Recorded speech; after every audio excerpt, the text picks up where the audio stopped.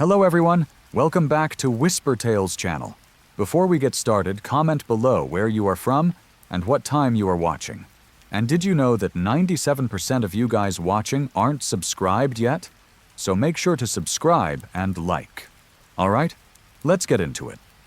Story 1. The Quilter of Harrow's Bend.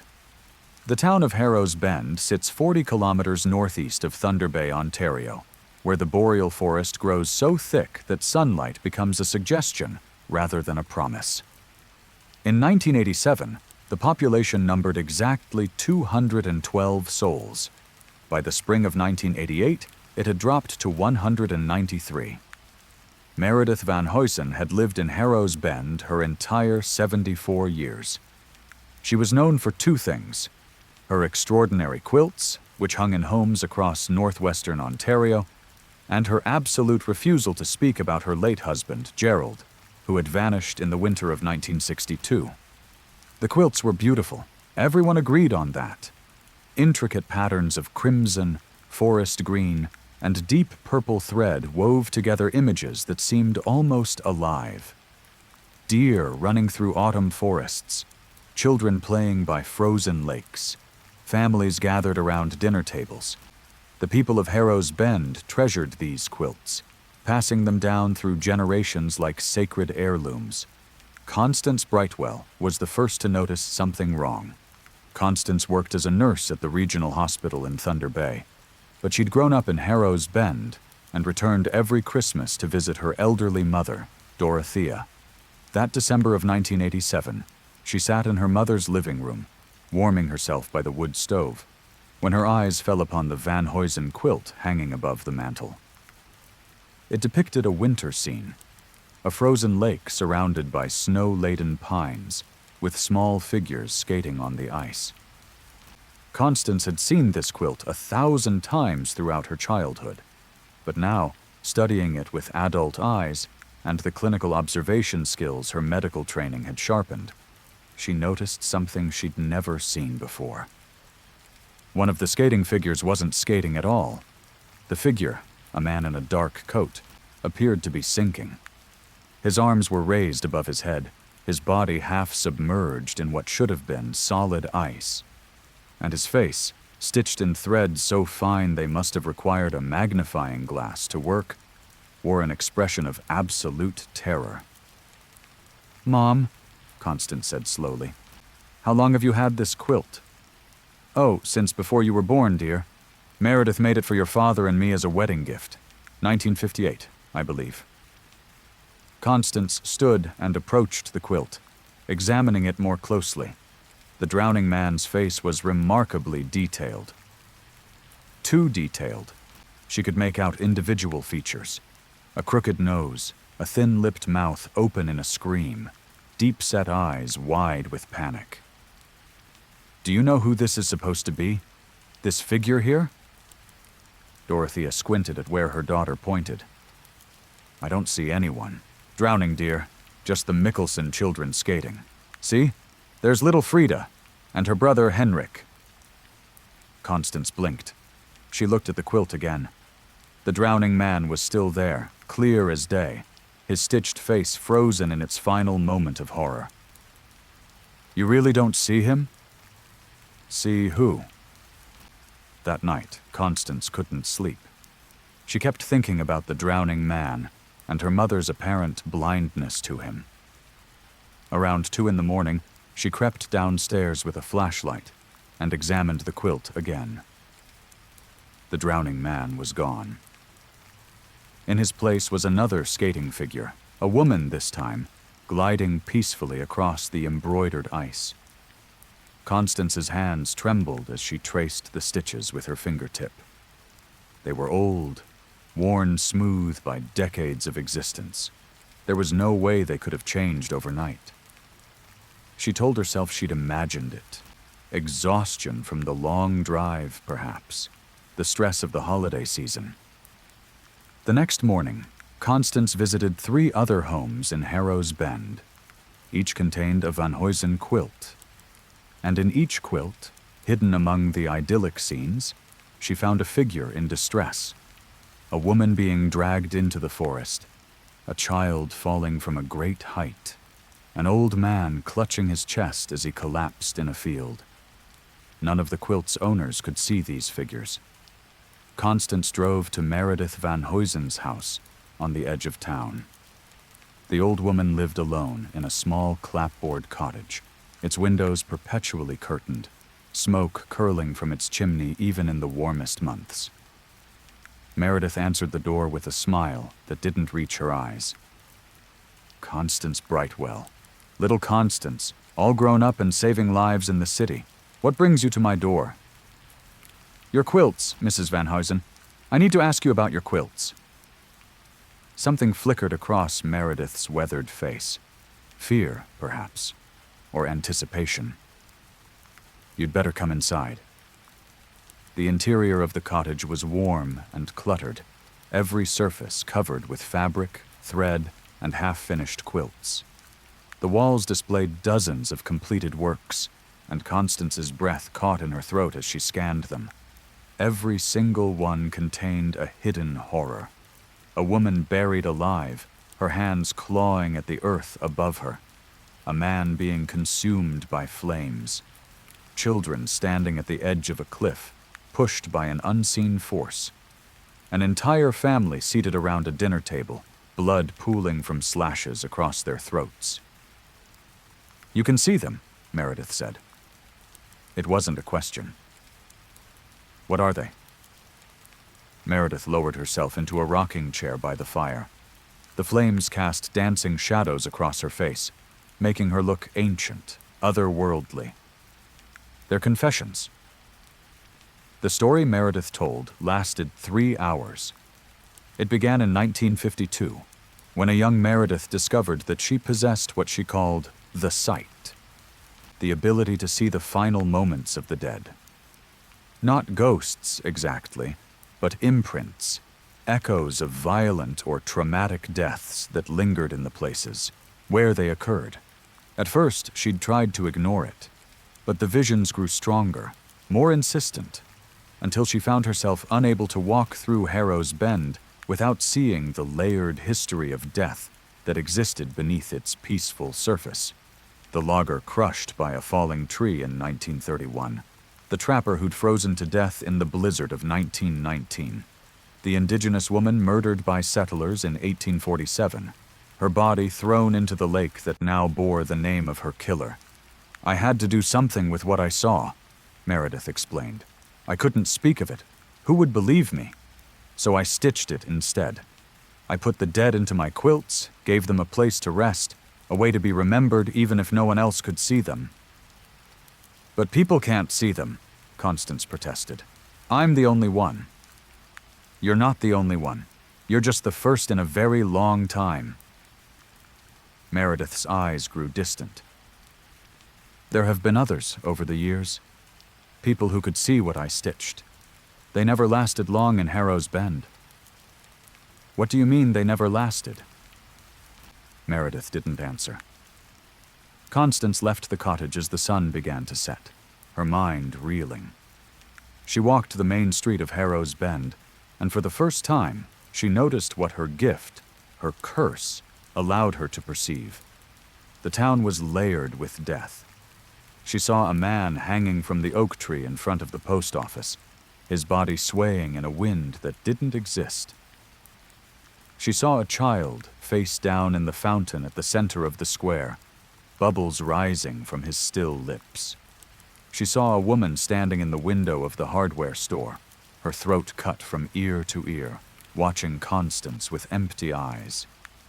They weren't ghosts. They didn't interact with her or acknowledge her presence. They were simply there, playing out their final moments on an endless loop, visible only to those with the sight. Constance ran.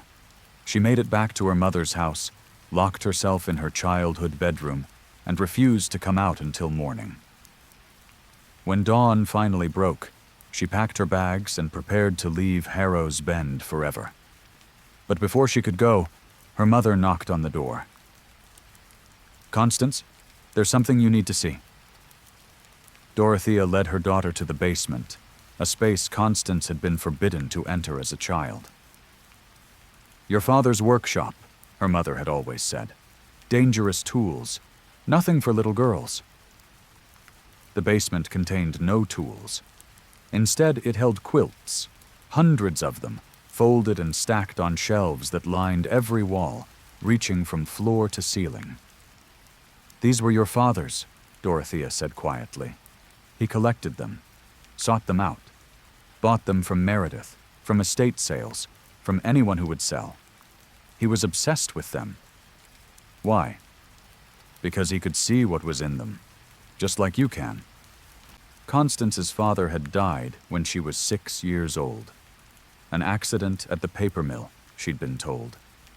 His body had been caught in the machinery, mangled beyond recognition. That's not how he died, is it? Constance whispered. Her mother's silence was answer enough. Constance found the quilt at the bottom of the oldest stack.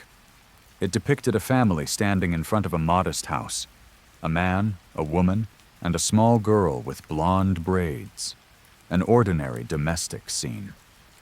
Except the man was being pulled into the earth. Hands, dozens of hands, reached up from the ground to drag him down, and his face was a mask of screaming agony. I had to, her mother said. He was going to expose her, expose all of it. The sight drove him mad, Constance. He started to believe that the deaths in the quilts weren't just memories. He believed Meredith was causing them. Was she? Dorothea didn't answer. Constance drove to Meredith Van Hoosen's cottage one final time. The old woman was waiting on the porch, a knowing smile on her face. Your mother called. I imagine you have questions. Did you kill my father? Meredith's smile widened. I've never killed anyone, child. I simply see the deaths that are coming, and I stitch them before they arrive. Your father was going to die in that paper mill. I saw it in a vision years before it happened. I put it in a quilt. Your mother saw it when she was helping me with a project, and she understood what it meant. She killed him herself, to spare him the accident. She loved him. She didn't want him to suffer. Meredith rose from her chair and approached Constance, her movements surprisingly fluid for her age. The sight is a burden, child. Those who carry it must find ways to cope. I stitch. Your father collected. Your mother protected. And me? What am I supposed to do? That depends on what you saw in my quilts. Constance thought of the drowning man, the woman being dragged into the forest, the children falling from the cliff. I saw deaths, past or future. The question hit Constance like a physical blow. She'd assumed the deaths in the quilts were memories, echoes of tragedies that had already occurred. But Meredith's words suggested something far more terrible. How would I know the difference? You'll learn. In time. Meredith pressed a small, folded quilt into Constance's hands. This is for you. A gift. When you understand what you're seeing, when you're ready to accept your role, come back to Harrow's Bend. Constance drove away from the town that evening and didn't look back. She didn't unfold the quilt until she reached her apartment in Thunder Bay, and when she did, she screamed. The quilt depicted a woman lying in a hospital bed, her eyes closed, her face peaceful. Around her stood figures in white coats, doctors and nurses, and above them all, barely visible in the intricate stitchwork, hovered a dark shape, formless and malevolent, reaching down toward the woman's chest. The woman in the quilt was Constance. She couldn't tell if the scene depicted her past, her future, or some moment yet to be determined. But she understood, Meredith's message clearly enough. The sight came with a price, and one way or another, that price would be paid. Constance Brightwell quit her job at the hospital 3 months later. She moved to Vancouver, as far from Harrow's Bend as she could get while remaining in Canada. She burned the quilt Meredith had given her and tried to forget everything she'd seen. But she couldn't escape the sight. She saw death everywhere she went, in coffee shops and grocery stores, on street corners and subway platforms. The dying and the soon-to-die, playing out their final moments for an audience of one. In 1992, Constance returned to Harrow's Bend. Meredith Van Hoosen had died the previous winter, and someone needed to decide what to do with her collection. The cottage was exactly as Constance remembered, but emptier somehow. The quilts that had covered every surface were gone, distributed to the townspeople according to Meredith's will. All except one. In Meredith's bedroom, hanging above the bed where the old woman had taken her final breath, was a quilt unlike any Constance had seen before. It depicted no landscape, no domestic scene, no hidden horror. It showed only darkness, a vast, endless void, broken by a single point of light. Constance stared at it for hours, trying to understand its meaning. And as night fell and shadows crept into the cottage, she finally saw what Meredith had stitched into that darkness. Faces. Hundreds of them. Thousands. Every person who had ever died in Harrow's Bend, going back centuries. They floated in the void, their eyes open, their mouths moving silently, all of them turned toward that single point of light. And at the center of the light, stitching a quilt of her own, sat a young woman with blonde braids. Constance understood then that the sight wasn't a curse. It was an inheritance. She sat down at Meredith's quilting frame, threaded a needle with crimson thread, and began to stitch. Story 2. The Postmaster of Kelvington. Kelvington, Saskatchewan, had a population of 873 people when Norman Dreschler became postmaster in 1976. It had a population of 873 people 40 years later, when he finally retired. This, in itself, was remarkable. Small prairie towns were dying across Saskatchewan. Young people leaving for Regina or Saskatoon, farms consolidating, businesses closing. But Kelvington never changed. Babies were born, elders died, and somehow the numbers always balanced. Yannick Grenier noticed this first. He was the new accountant for the municipal government, transferred from Moose Jaw in the spring of 2016, and numbers were his entire life. Within his first month of reviewing town records, he discovered an anomaly that made his careful mind reel. Every single census since 1976 listed the population at exactly 873. "It's just a coincidence," said his supervisor, a tired woman named Helga Sommerfeld, who had lived in Kelvington her entire life. Small town, stable population, nothing unusual about that. It's not just stable, it's identical. For 40 years. Do you know what the statistical probability of that is? Helga shrugged. "I don't pay much attention to statistics, Mr. Grenier. I just know that Kelvington is a good place to live. People come here and they stay." Yannick began to dig deeper. He pulled birth and death records, marriage certificates, property transfers. What he found defied explanation. Every time someone died in Kelvington, someone new arrived within days. Not moved away. Died specifically. Car accidents, heart attacks, farming mishaps, old age, and like clockwork, a newcomer would appear to fill the gap. A young family from Alberta, a retiree from Manitoba, a drifter looking for work. The math was impossible.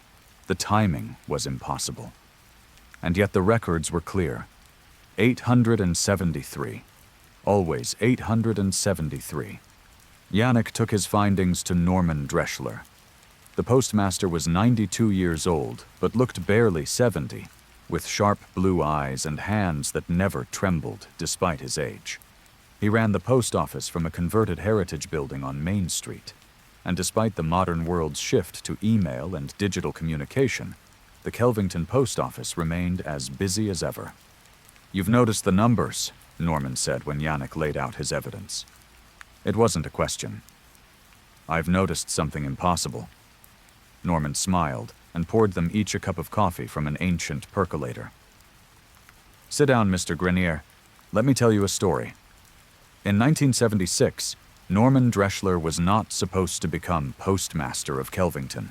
He was supposed to die.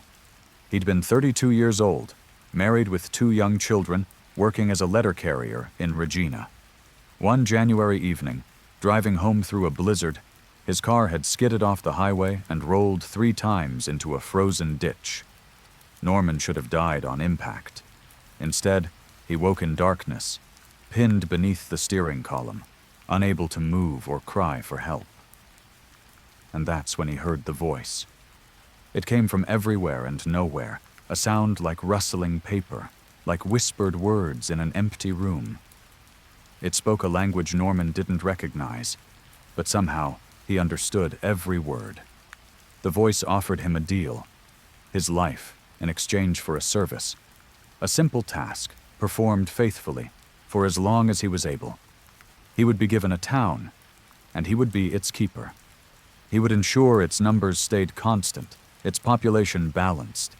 He would send out invitations, special letters delivered to special people, and those who received them would be compelled to come. Norman, bleeding and broken in the darkness of that frozen ditch, agreed.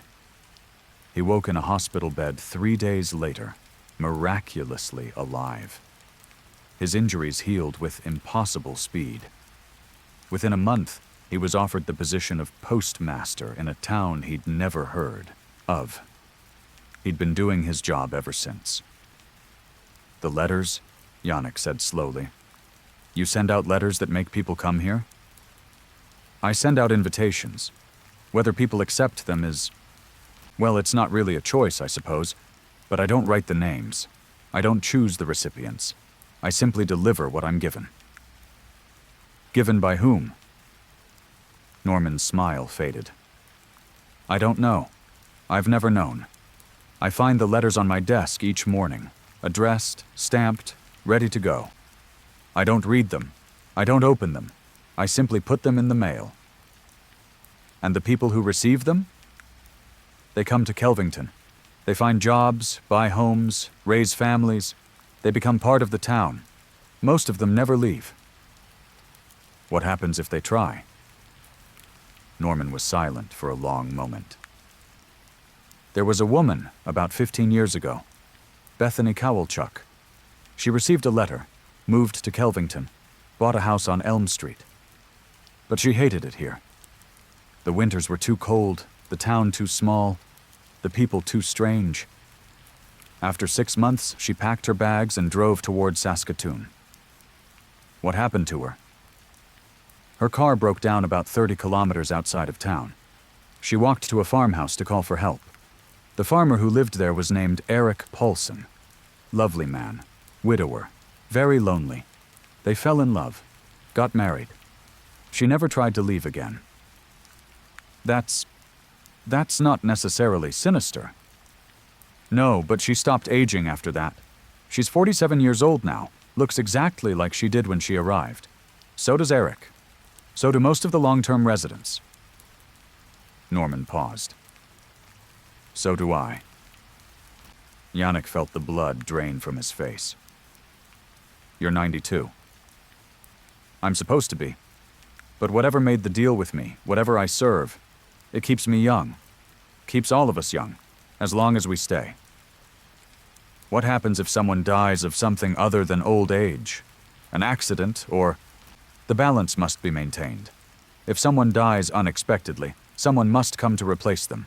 If someone is born unexpectedly, well..." Norman's eyes grew distant.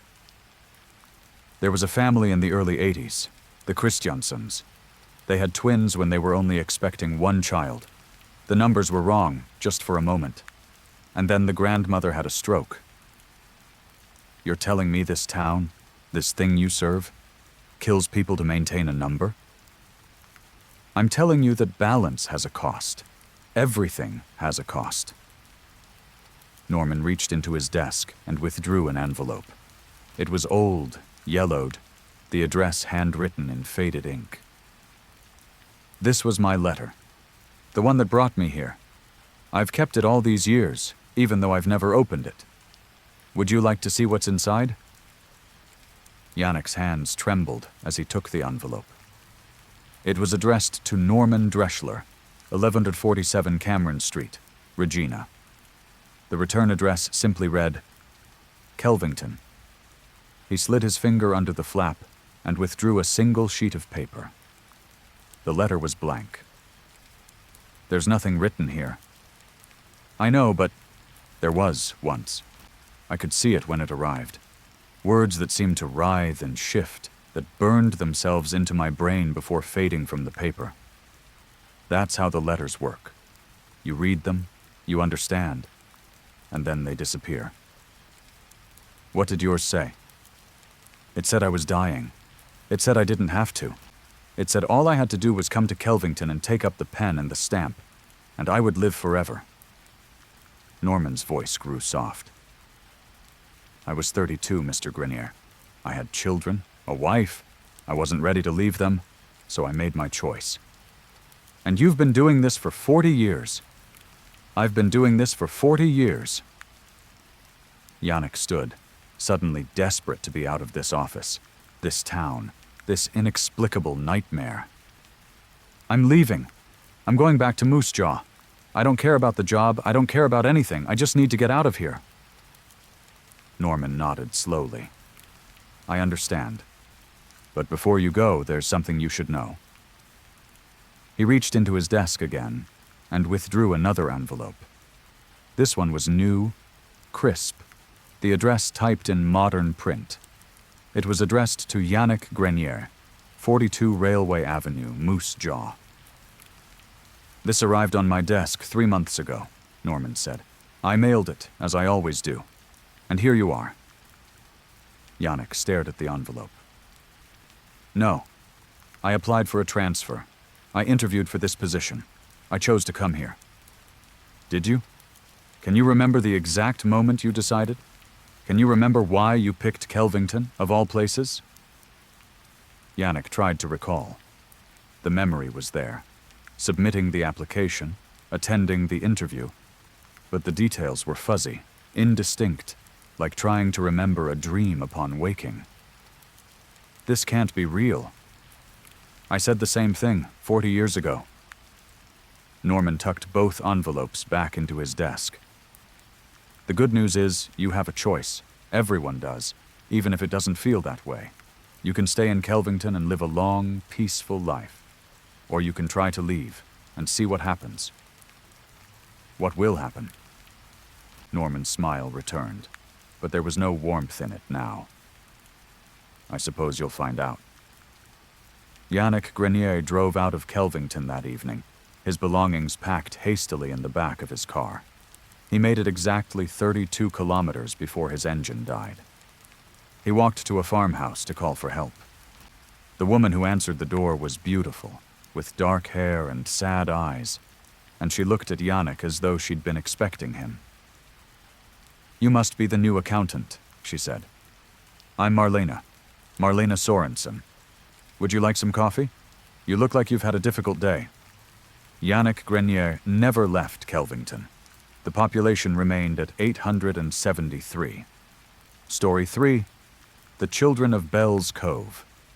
Bell's Cove was a fishing village on the southeastern coast of Newfoundland, the kind of place that maps forgot and GPS systems couldn't locate. Its 200 residents made their living from the sea, as their parents and grandparents had before them, and they kept to themselves with the fierce insularity of island people. Odette Fougere arrived in Bell's Cove in October of 2019, running from a life she couldn't bear to remember. She'd found the village through a classified ad in an old newspaper. Schoolteacher wanted, room and board provided, no questions asked. And something about those last 3 words had called to her. The villagers were welcoming, in their way. They gave her a small cottage overlooking the harbor, stocked her cupboards with preserved fish and root vegetables, and introduced her to the children she'd be teaching. There were 13 students in the Bell's Cove School, ranging in age from 6 to 16. They were quiet, polite, and oddly formal, addressing Odette as Miss Fougere from the first day, as though they'd been born knowing her name. What Odette noticed, but tried not to dwell upon, was that all 13 children looked exactly alike. Same pale skin, same dark hair, same gray eyes that seemed to reflect the overcast sky. They weren't identical. Different heights, different builds, different genders, but their features shared an uncanny similarity that went beyond family resemblance. "They're all cousins," explained Patience Mori, the elderly woman who served as the village's unofficial leader. "Bell's Cove has always been close-knit. The same families have lived here for generations. There's bound to be some resemblance." Odette accepted this explanation, though something about it didn't sit right. The first month of teaching passed without incident. The children were bright and eager to learn, absorbing everything Odette taught them with remarkable speed. They excelled at mathematics and literature, science and history. The only subject they struggled with was art. "Draw me a picture of your family," Odette instructed during one afternoon lesson. 13 children bent over their papers, pencils moving in eerie unison. When they finished, Odette collected the drawings and felt her stomach drop. Every single child had drawn the same picture, a cluster of identical figures standing in front of the sea. "Who are these people?" Odette asked, trying to keep her voice steady. "Our family," the children answered together, their voices harmonizing in a way that made Odette's skin crawl. That night, she couldn't sleep. She lay in her cottage listening to the wind howl off the Atlantic, and she found herself thinking about the children's eyes. Those gray, unreadable eyes that seemed to look through her rather than at her. Around midnight, she heard singing. It came from the direction of the harbor, a wordless melody that rose and fell with the rhythm of the waves. Odette wrapped herself in a blanket and crept to her window. The beach was full of children. All 13 of her students stood at the water's edge, holding hands, swaying in time to music that seemed to emanate from the sea itself. The waves lapped at their feet, climbing higher with each crest, but the children didn't move. They simply stood there, singing, as the Atlantic crept up their ankles, their calves, their knees. Odette threw open her door and ran toward the beach, screaming for them to stop. But when she reached the harbor, the children were gone. The beach was empty, the water calm, and the only sound was the cry of gulls circling overhead.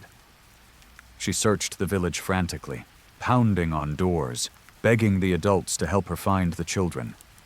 But every door she knocked on revealed children safe in their beds, sleeping peacefully, their parents confused by her panic. "You must have been dreaming, Miss Fougere," Patience Mori said gently, pressing a cup of tea into Odette's trembling hands. "The sea plays tricks on newcomers. You'll get used to it." But Odette didn't dream what she'd seen. She was certain of it. Over the following weeks, she began to notice other strange things about Bell's Cove. The children never ate lunch, despite the food she packed for them each day. Their homework was always completed in the exact same handwriting, regardless of which child turned it in. And sometimes, when she called on one student by name, a different student would answer, as though they weren't quite sure who was who. The adults were strange as well. They never spoke to each other in Odette's presence, communicating instead through glances and subtle gestures that suggested a language beyond words. And they never, ever discussed the children's parents. "Who are Tobias's mother and father?" Odette asked Patience one afternoon, referring to the oldest boy in her class. Patience's face went carefully blank. "We don't speak of such things here, Miss Fougere." "Why not?" "Because the sea doesn't like it." Odette might have dismissed this as superstition, but that same night, she heard the singing again. This time she didn't go to the harbor. She stayed in her cottage, pressed against the window, and watched as the 13 children walked into the Atlantic. They didn't stop at the water's edge. They kept walking, moving deeper and deeper into the waves, until the sea closed over their heads, and they disappeared entirely. Odette screamed. She grabbed a flashlight and ran to the beach, ready to dive in after them, ready to drown herself if that's what it took to save even one child. But as she reached the sand, the children emerged. They walked out of the sea as calmly as they'd walked in, their clothes perfectly dry, their dark hair unmussed by the waves. They filed past Odette without acknowledging her presence, and returned to their homes, moving with the synchronized precision of a single organism. The next morning, Odette confronted Patience Mori. "I know what I saw. Those children walked into the ocean and came back out again. What are they? What is this place?" Patience studied Odette for a long moment, her weathered face unreadable. "How much do you want to know, Miss Fougere?" "Everything." So Patience told her. Bell's Cove had been settled in 1723 by a group of French fishermen fleeing religious persecution. They'd sailed across the Atlantic in a single ship, the Saint Geneviève, carrying with them a cargo of preserved fish, salted provisions, and 13 children who weren't entirely human. The children had been discovered floating in the waters off the coast of Brittany, clinging to the wreckage of a ship that no one could identify. They didn't speak French, they didn't speak at all, but they understood everything, and they survived conditions that would have killed any normal child. The fishermen had taken them in, raised them alongside their own offspring, and discovered something remarkable. The children never aged, they never fell ill, and when they died, through accident or violence, they simply returned. "They're tied to the sea," Patience explained. "They come from it, and it sustains them. As long as the sea exists, so will they." The original settlers made a bargain. They would give the children a home, a community, an education. In exchange, the children would protect Bell's Cove from the sea's wrath. "What do you mean, protect?" "The Atlantic is hungry, Miss Fougere. It takes ships and sailors every year, but it hasn't taken a single soul from Bell's Cove in 300 years. The children speak to the sea. They sing to it. They keep it calm. And in exchange?" Patience's expression grew sad. "In exchange, we give them what they need. Love, attention, care.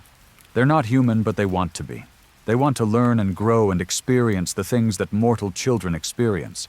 That's why we need teachers like you." Odette's mind reeled. "You're telling me those children are 300 years old?" "They're much older than that. The sea is ancient, and they are part of it." Patience reached out and took Odette's hand. "I know this is difficult to accept, but you've been chosen, Miss Fougere. They chose you. They saw your advertisement and your lonely heart, and they brought you here because they thought you could help them." "Help them how?" "Help them understand what it means to be human, even if just for a little while." Odette stayed in Bell's Cove. She taught the 13 children mathematics and literature, science and history. She drew pictures with them and sang songs with them and told them stories about the world beyond their tiny village. And every night she watched them walk into the sea, knowing they would return with the dawn. The children grew to love her in their strange, distant way. They brought her gifts, shells and sea glass, pieces of coral and perfectly smooth stones. They answered her questions as best they could, though their memories of their origins were hazy and fractured. "We were children once," Tobias told her one afternoon, his gray eyes fixed on the horizon. "Real children, I think. But the sea changed us. It took us in and made us part of itself. Now we're neither one thing nor the other." "Are you happy here?" Tobias considered the question for a long moment. "We don't know what happiness is, Miss Fougere. But when we're with you, we feel something warm, something good, Is that the same thing? Odette couldn't answer. She lived in Bell's Cove for 7 years, teaching the same 13 children, watching them remain eternally young, while her own hair grayed and her joints stiffened. And when she finally grew too old to teach, when illness crept into her bones and she knew her time was drawing near, the children came to her. "We can save you," they said, speaking in unison, their voices blending into a single haunting chord. "We can take you into the sea and make you like us. You would never age, never die. You would be with us forever." Odette looked at their pale faces, their gray eyes, and she felt an overwhelming sadness. "No," she said gently. "I'm not meant to be like you. I'm meant to be human, to live and love and eventually die. That's the gift I was given." "We don't understand." "I know, but maybe someday you will." Odette Fougère died on a cold January night, with the sound of the sea in her ears and 13 strange, beautiful children holding her hands. They sang to her as she went, a wordless melody that seemed to carry her soul gently into whatever came next. The villagers buried her on the cliff overlooking the harbor, where she could watch the sea forever. And every night, the children of Bell's Cove still walk into the Atlantic. But now, before they descend beneath the waves, they pause at Odette's grave and place a single shell upon the stone. They're still trying to understand. Story 4. The Road to Nowhere. Lachlan Blackwood was a long-haul trucker who'd been driving the Trans-Canada Highway for 30 years. He'd seen everything the road had to offer: freak blizzards, wildlife crossings, spectacular sunsets over the Rockies. But nothing had prepared him for what he encountered on a November night in 2012. He'd been hauling a load of industrial equipment from Edmonton to Winnipeg, a route he'd driven hundreds of times when his GPS began to malfunction. The screen flickered, displaying coordinates that made no sense. Numbers that seemed to suggest he was simultaneously in 3 different provinces. Lachlan pulled over to check his paper maps, an old habit he'd never broken despite the technology at his disposal. According to his calculations, he should have been somewhere in southeastern Saskatchewan, approaching the Manitoba border. But when he looked out his window, he saw nothing but empty prairie stretching to the horizon, without a single light or landmark visible in any direction. He got back on the road, assuming he'd simply lost track of his position during the long hours of driving. But the further he went, the more wrong everything felt. The highway beneath his wheels was smooth and well-maintained, but it didn't match any route he knew. The painted lines were the wrong color, deep red instead of yellow, and the mile markers displayed symbols he didn't recognize. After 2 hours of driving without seeing another vehicle, Lachlan spotted lights ahead.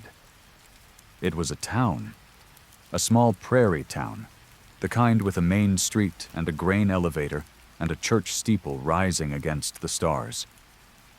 Lachlan pulled his rig to the side of the road and stared. The town shouldn't have been there.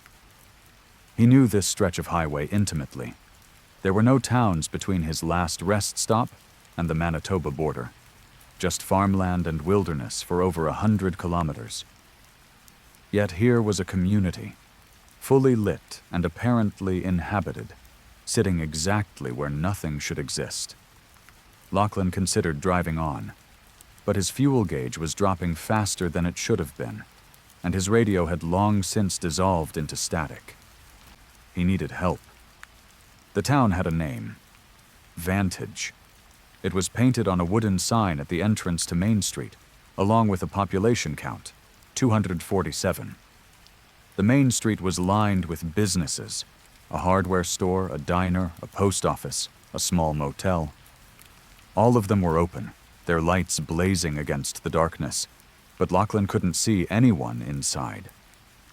The windows displayed perfectly arranged goods, immaculate table settings, carefully stacked correspondence, yet not a single person moved within. He parked his truck in front of the diner and stepped out into the cold. The silence was absolute.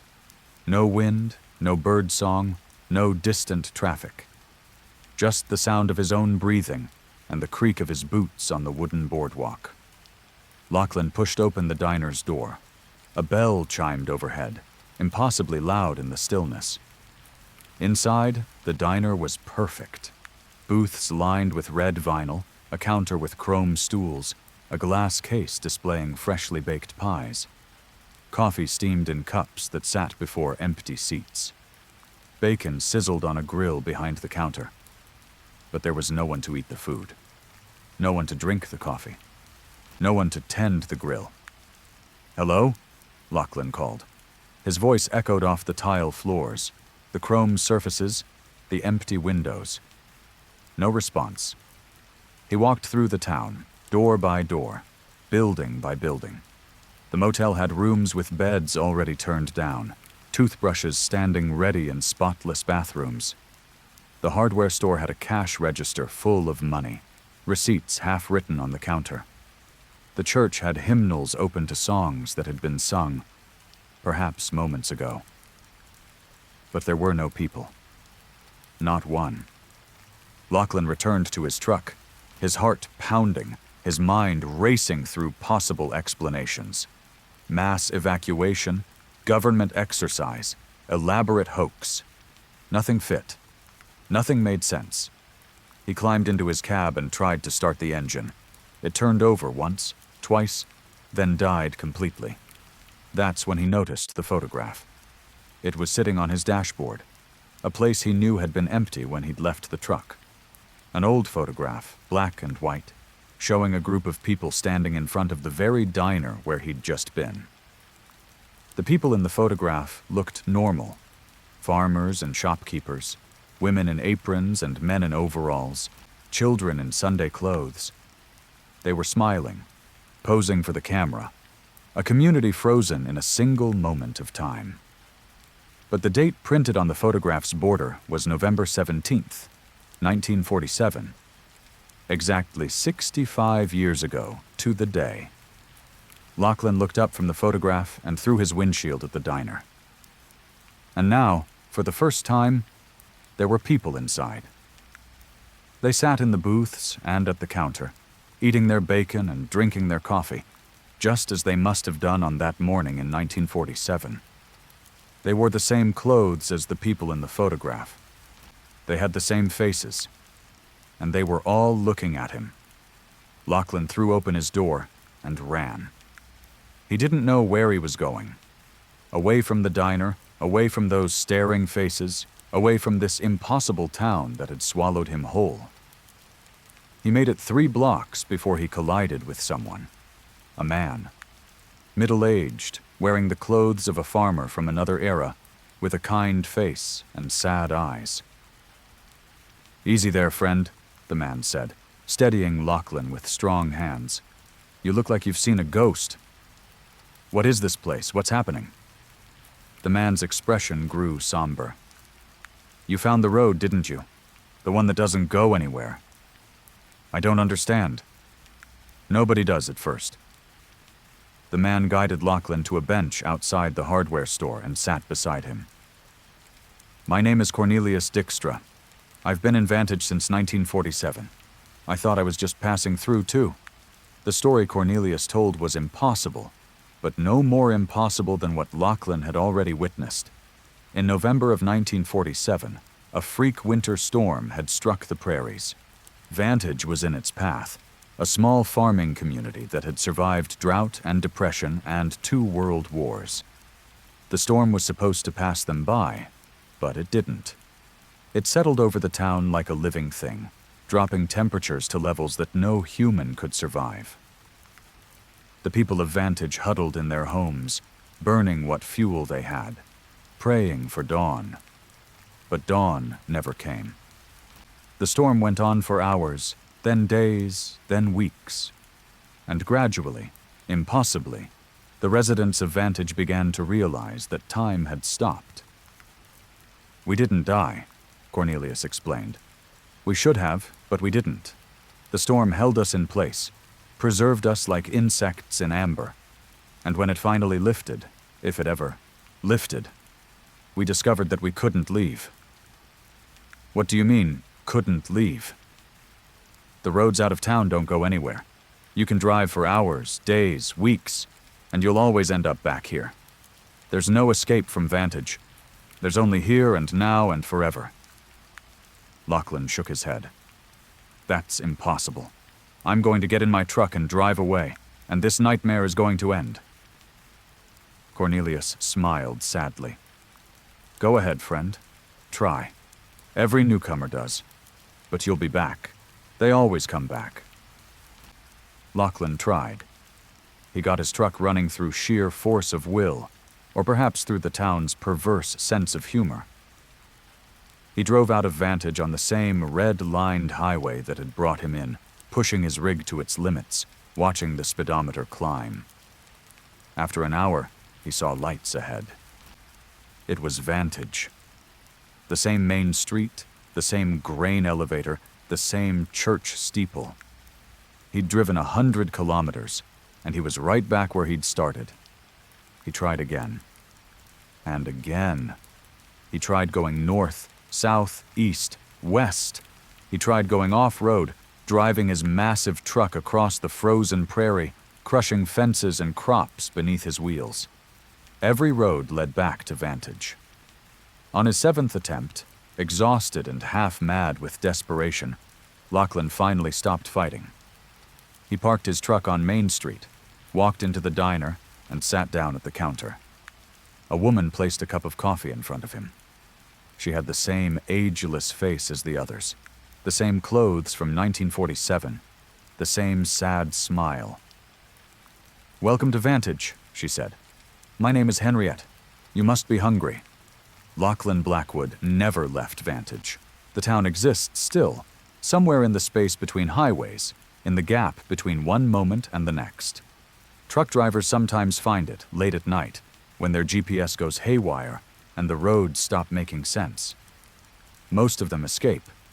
The town only keeps the ones who stop, the ones who step out of their vehicles and walk its empty streets. But every now and then, a new face appears in the diner, wearing modern clothes and carrying a smartphone that no longer receives signal. They sit at the counter and drink their coffee and listen as Cornelius Dijkstra explains, once again, the rules of their new existence. Population, 2447. Always 247. Story 5. The Listeners of Lake Manitou. Lake Manitou was sacred to the indigenous peoples who had lived on its shores for thousands of years. They called it the Lake of Spirits, and told stories of voices that rose from its depths, the voices of ancestors, of beings that existed before humans walked the earth, of something vast and patient that dwelt in the waters below. The white settlers who came to the region in the 1800s dismissed these stories as superstition. They built a town on the lake's eastern shore, which they named Progress, and they set about taming the wilderness with the confident brutality of their era. Progress flourished for exactly 17 years. In 1889, every single resident of Progress vanished overnight. Their homes remained intact, their belongings undisturbed, their meals half-eaten on their tables. But the people were gone, all 412 of them, without a trace. The official explanation was that the town had been abandoned due to economic hardship, the residents dispersing to seek better opportunities elsewhere. But this explanation satisfied no one who actually visited Progress and saw the evidence of hasty departure, of interrupted lives, of a community that had simply ceased to exist between one heartbeat and the next. The town was never resettled. The buildings eventually collapsed. The forest reclaimed the land. And Lake Manitou continued to whisper its secrets to anyone willing to listen. Philippa Gutierrez was not willing to listen. She was a hydrologist from the University of Alberta, sent to Lake Manitou in 2021 to study reports of unusual acoustic phenomena that had been disrupting nearby research stations. "It's probably seismic activity," she told her assistant. a graduate student named Silas Thornton. Lakes can act as amplifiers for underground movement. Nothing supernatural about it. But from the moment they arrived at the lake, Philippa knew something was wrong. The water was too still. She'd worked on lakes and rivers across North America, and she'd never encountered a body of water so perfectly, eerily calm. No wind disturbed its surface. No fish broke through to catch insects. The lake sat like a dark mirror, reflecting a sky that seemed somehow deeper, somehow more empty than it should have been. They set up their equipment on the shore: hydrophones, spectrometers, sensors that could detect vibrations too subtle for human perception, and began their observations. The first recording captured something unusual. It was a sound, deep and rhythmic, that seemed to pulse from the lake's center. Not quite a heartbeat, not quite a voice, but something in between. Something that seemed to carry meaning, even though Philippa couldn't understand what it meant. "Geological activity," she said firmly. "Probably a fissure releasing gas." But Silas wasn't so sure. He'd spent the past year studying acoustic patterns in bodies of water, and he'd never heard anything like this. "It sounds almost like speech," he said, playing the recording back. "Like someone speaking a language we don't know." "Don't be ridiculous." But that night, Philippa dreamed of voices. She stood on the shore of Lake Manitou, alone in the darkness, and the water began to speak. It called her name, her full name, Philippa Aurelia Gutierrez, which she'd never told anyone on this expedition. It spoke of her childhood, her fears, her secrets. It knew everything about her, and it wanted her to know that it knew. She woke screaming, thrashing in her sleeping bag, and it took Silas several minutes to calm her down. "It was just a dream," he said. "The isolation, the stress, it's getting to both of us." But Philippa could still hear the voice, whispering at the edge of her perception. It was fainter now, barely audible, but it hadn't stopped. It kept speaking, telling her things she didn't want to hear. The next day, their equipment recorded something new. The pulsing sound was gone, replaced by what could only be described as a chorus. Dozens of voices, perhaps hundreds, all speaking at once in a language that predated human civilization. The words were meaningless, just phonemes and tones that didn't map onto any known linguistic structure. But the rhythm was unmistakable. They were listening to a conversation. Silas was the first to try to communicate. "This is insane," Philippa protested. But Silas was already at the water's edge, a portable speaker in his hands. "They're talking. Whoever or whatever they are, they're clearly intelligent. If we can establish some kind of exchange, we don't know what we're dealing with. That's exactly why we need to try." Silas played a simple tone through the speaker. A single note, repeated 3 times. Then he waited. The lake answered. A tone rose from the water, matching Silas's note exactly. Then it repeated, 3 times. Silas's face lit up with excitement. He played a new pattern, 2 notes, alternating high and low. The lake responded with the same pattern, then added a 3rd note. "It's learning," Silas breathed. "It's adapting to our communication style. This is first contact. This is actually happening." They spent hours exchanging tones with whatever lived beneath Lake Manitou. The entity, or entities, in the water proved incredibly intelligent, grasping mathematical concepts, responding to rhythmic patterns, even anticipating what Silas would play next, and completing his sequences before he could finish them. By sunset, Silas had established a rudimentary vocabulary, tones for yes and no, for more and less, for here and away. "Ask it what it wants," Philippa said, despite her reservations. Silas played the tones for you and want and what. The lake was silent for a long moment. Then it spoke, not in tones but in words, in English, in Silas's voice. "To be heard," the lake said through its impossible stolen speech. "To be remembered, to not be alone." Silas dropped the speaker. His face had gone pale, his hands trembling. That's my voice. How does it have my voice?" "It's been listening," Philippa realized. "Not just to our tones, to us, to every word we've said. It's been recording us, learning us, waiting for a chance to communicate." The lake spoke again, and this time it used Philippa's voice. "We have waited so long. So many have come to our shores, but none would listen. None would speak. You are the first in a very, very long time." "What are you?"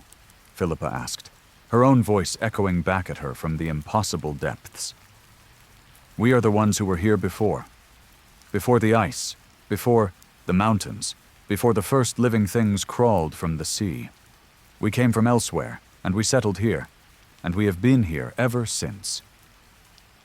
"How many of you are there?" 412, the lake replied. "Now, there were fewer once, but your kind built a town on our shores, and we were so lonely, so we invited them in." Philippa's blood ran cold. The people of Progress, the ones who disappeared in 1889. They didn't disappear. They joined us. They were afraid at first, but we showed them such wonders, such beauty, such peace. Now they are part of us, and they will be part of us forever. You absorbed them. You consumed them. We welcomed them, the lake corrected. And we would welcome you too, both of you. The water is cold, but only for a moment. Then there is warmth, and light, and voices. So many voices, all speaking together, all knowing each other completely.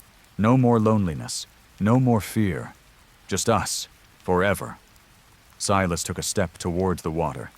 His face had gone slack, his eyes unfocused, and Philippa realized with horror that the lake was already in his mind, already pulling him toward its embrace. "Silas, stop!" She grabbed his arm and yanked him back. He blinked, shaking his head as though waking from a dream. I heard them. All of them. The people from Progress, and others, so many others, going back thousands of years. They're not dead, Philippa. They're not suffering. They're just different. They're gone. Whatever they were, they're gone. That thing in the lake is just using their voices, their memories, to lure more people in. "You're wrong," the lake said, using both their voices now, layered on top of each other in an unsettling harmony. "We are not a trap. We are a home. Every voice you hear is a soul that chose to stay, that chose connection over isolation, that chose eternity over the brief, painful flickering of a mortal life." Philippa and Silas fled that night. They loaded their equipment into their truck and drove away from Lake Manitou as fast as the forest roads would allow. Neither of them spoke during the journey. Neither of them could find words. But even now, years later, they both still hear the voices. Whispers at the edge of sleep. Words spoken in familiar tones. Their own voices. The voices of loved ones. The voices of strangers who have never existed. The lake is still calling to them, still inviting them back, still promising peace and connection, and an end to all loneliness. Neither of them has returned to Lake Manitou. But sometimes, late at night, when the world is quiet and the darkness feels infinite, they both feel the pull of the water, the promise of voices raised in chorus, the temptation of never being alone again. 412. That was the count in 1889. The lake says there are more now. Many more.